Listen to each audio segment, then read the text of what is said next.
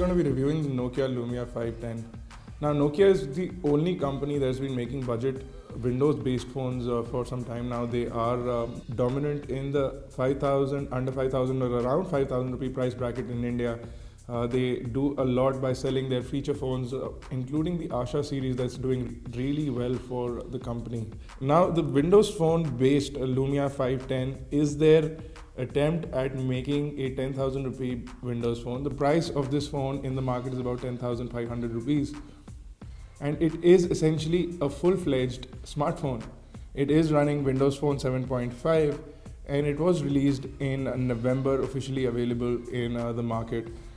Now, if we talk about the hardware, the build quality, the phone is exceptionally well built. You have this soft touch rubber back over here. It's really nice. You do have this finish which makes it feel really good in the hand. You have a really nice speaker grill over here as well. On the back over here, you have a 5 megapixel autofocus camera. You have face detection, you have touch focus. So with respect to that, that's good. You have a nice and loud speakerphone again. It feels really nice in the hand. The feeling is really good when you hold it. The size of the phone, the overall way it fits into the palm is really nice. In terms of touch responsiveness, it's absolutely brilliant. So does this actually compete with Android phones available in the market? And does this offer a good experience? Let's get into the hardware details. So on the front of the device over here, you have a 480 by 800 pixel display, which is a 4-inch display. So if you compare it to something like a Sony Xperia Miro, you have a larger display and you have a higher resolution. You also have 233 pixels per inch. So the pixel density is also higher on the Lumia 510 and it's about 2,000 rupees cheaper than the Xperia Miro. If we talk about the processor inside, you have an 800 megahertz Snapdragon processor. You have the Adreno 200 GPU, which is good in terms of storage. You have 4 GB of storage and 256 megabyte of RAM. You don't have expandability, you don't have a larger capacity option. So that is possibly the only limiting factor for this phone that stops it from being a complete phone. Now, unless you listen to a lot of music or carry a lot of media with you, this phone should do what a lot of users out there are looking for. If you are sick and tired of Android being the way it is, for 10,000 rupees you get lots of options nowadays in Android, but Windows Phone is a unique experience. It lets you customize and it's also one of the most fluid phone experiences available. Even though this phone has only 256 MB of RAM, you will not feel the lack of RAM on this device at all. In terms of usage, you will not see the phone slow down even when you're using it over an extended period of time. So with that sense, the Lumia 510 is built with a complete package. It is not only a Windows phone, but it also offers a good replacement for other devices available in the market. Now, primarily, unless you've seen most of our reviews on Windows Phone, this is running Windows Phone Mango, so nothing exceptionally great to talk about software in terms of that. You have nothing special, although Nokia does add its Nokia Drive, Nokia Maps and Nokia Music applications that make this Windows Phone different from the other Windows Phone in the market. You have Nokia Drive that gives you turn-by-turn directions. You have Nokia Maps that has to be the most extensive maps application available for India. And of course you have Nokia Music that lets you stream high quality unbuffered music for free for the first couple of months, and you can subscribe to their service. So in terms of that, this phone is excellent. The phone dialer, again, standard Windows Phone features over here. You have a nice and large dialer. You have all the Windows Phone features. You have a Me profile live tile over here, which lets you customize, add your Twitter and Facebook, get updates from all sorts of networking accounts. So notifications are there, what's new with your friends. You can do all those things. Live tiles can be moved around. Since we are in Windows Phone 7.5, you cannot customize the size of these live tiles as you can on Windows Phone 8, but you can move them around. You can change the color. You can go into settings over here, for example, and you can change the theme. So you can change from a dark to a light background. You can change from blue to mango, pink, green, for example. So if you come into the main screen, you have a completely different set of tiles, live tiles, or whatever. And now the Windows Phone marketplace has also grown considerably over the past couple of years. but you still don't have so many applications if you compare it to Android or iOS. It is growing on a faster day-to-day basis, so soon enough you'll have most of the applications available. But the typical big font style of layout for a Windows Phone continues throughout the device. So you'll have all sorts of games, all sorts of applications, everything that's available on the marketplace available for this device as well.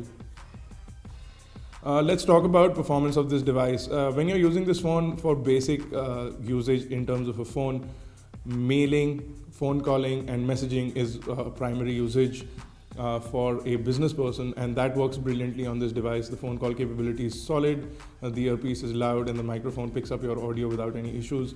If you put it on a speakerphone, again, it works brilliantly. It's loud enough so you can talk on the speakerphone as well. When we talk about emailing or internet browsing, if you could jump into the internet browser right now. So once you jump into the full website of iGyaan, you'll be able to see that this is one of the fastest when it comes to Internet Explorer or internet browsing. You can see how smooth it is when you pinch in and zoom out, how smooth it is when you scroll through or pan through. It's one of the fastest internet experiences that you can get for this price. And again, the Internet Explorer on Windows Phone is supposed to be one of the fastest browsers available. Now you can get full quality content if you switch from mobile mode to a full desktop layout. If you jump into Internet Explorer settings, you'll be able to choose what version you want. You can choose the desktop version and it'll load up the website in the desktop version, including all sorts of Flash content, which will also start to load up on the screen.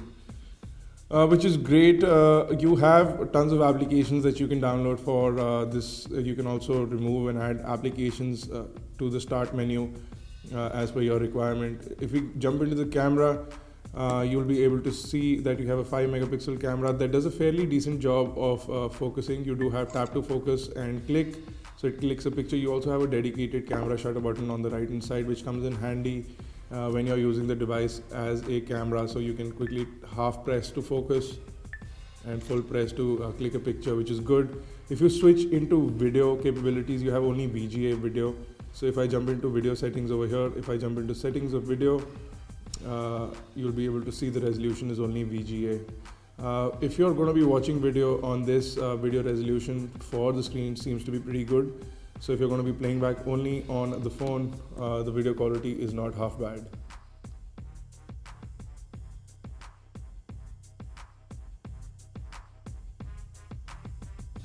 But as VGA is quite a small format, it's not the best video quality if you're going to be uploading videos to YouTube, for example, or sharing it with your friends on your computer, etc.